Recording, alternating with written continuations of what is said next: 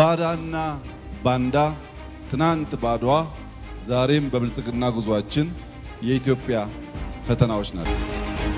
በውስብስብ መልካ ፖለቲካዊ የለውጥ ሂደት ውስጥ የሚገኘው የአፍሪካ ቀንድ ቀጠና ላይ ታሪካዊ የኢትዮጵያ ጠላት የሆነችው ግብጽ ደጋግማ በሂደር ያቆየችውን የቆየ ያረጀ እንዲሁም ያፈጀ ኢትዮጵያን የማዳከሚያ ፖለቲካዊ ስልቷን አቧራውን በማራገፍ ይዛው ስትመጣ ኖራለች። በሉዓላዊነትና በቀጠናዊ መረጋጋት ሽፋን ከጎረቤት ሀገራት ጋር ጭምር በመዝለቅ ከምትፈጽማቸው ያልተቀደሱ ስምምነቶች እስከ በኢትዮጵያውያኑ የውስጥ ጉዳዮች በመግባት ዜጎችን የመከፋፈል እንዲሁም ችግሮችን የማቀጣጠል እኩይ ድርጊት ከታሪካዊ መዛግብት አንጻር ለመረመረው ከጀርባው ያለው ድብቅ ሴራ ፍንትው ብሎ ይታያል። ስምምነቶቹም ይሁን የመከፋፈያ ካርዶቹም አንድም አምና ኢትዮጵያ በድል ያጠናቀቀችው የታላቁ የኢትዮጵያ ህዳሴ ግድብ እንዳይሳካ መሰናክል ለመፍጠር ሲሆን፣ በሌላ በኩል ግን በኢትዮጵያ ላይ የተዘጋው የባህር በር እስከ ወዲያኛው በመከርቸም ኢትዮጵያን ከማዳከም የዘለለ ዓላማ የለውም።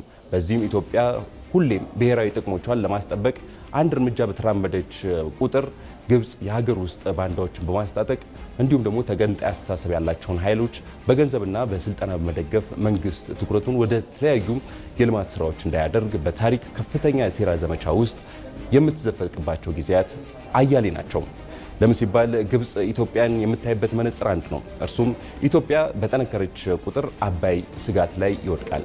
ኢትዮጵያ በደከመችና ግርግር ሀገሪቷ ውስጥ በበዛ ቁጥር አባይን በብቸኝነት እቆጣጠረዋለሁ የሚል የተሳሳተ ትርክት ነው።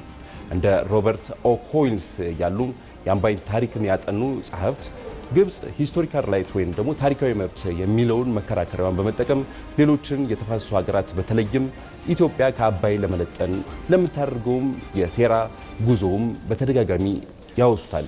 ይህ ውሃ የማያነሳ የግብጽ ትርክት በታሪክም ቢሆን ግብጽ የአባይን ሸለቆ ለመቆጣጠር ህልም እንደ አውሮፓውያኖቹ የዘመን ቀመር በ1875 በጉንደት ላይ እንዲሁም ደግሞ በ1876 ደግሞ በጉራ ላይ በተካሄደ ከባድ ውጊያ የካይሮቹ ጦር ክፉኛ ተንኮታክቷል።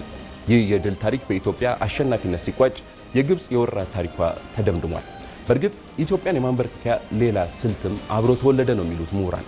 በዚህም ካይሮ በታሪክ በኢትዮጵያ ላይ ከፍተኛ ተጽዕኖ ለማሳደግ አማጽያንን እንደ መጠቀሚያ መቁጠር እንዲሁም ደግሞ ኢትዮጵያ ለማተራመስም ተያያዘችው። ለአብነት ያህልም የሻዕቢያ ተገንጣዮች በካይሮ ቢሮስ እንዲከፍቱ በመፍቀድ በገንዘብና በወታደራዊ ስልጠና ተረዳቸው ነበር።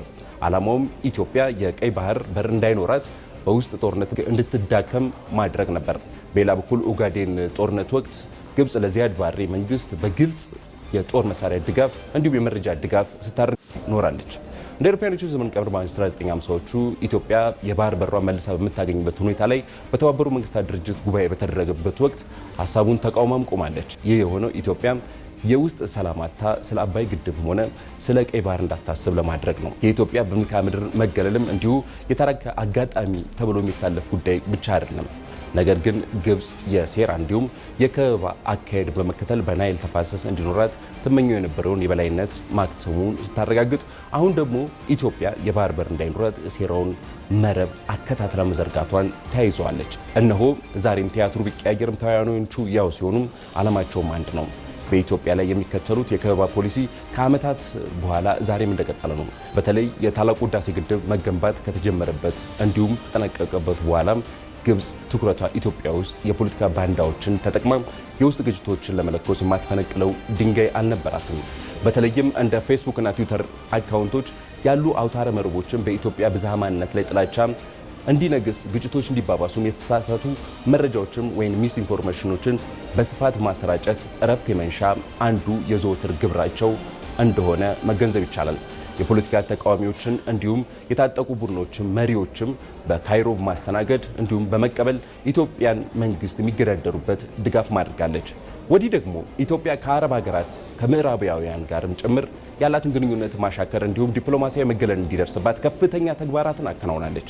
እንግዲህ እነዚህ የግብጽ እኩይ ግብሮችን ለገጣጠማቸውም የኢትዮጵያ መበታተን ትርፋማ ያደርጋልና ኢትዮጵያ በአፍሪካ እንዲሁም በዓለም አቀፍ ደረጃ ብቸኛ የማድረግ ስራዋን በብቃት መከታተል እንዲሁም መመከት አስፈላጊ ይሆናል።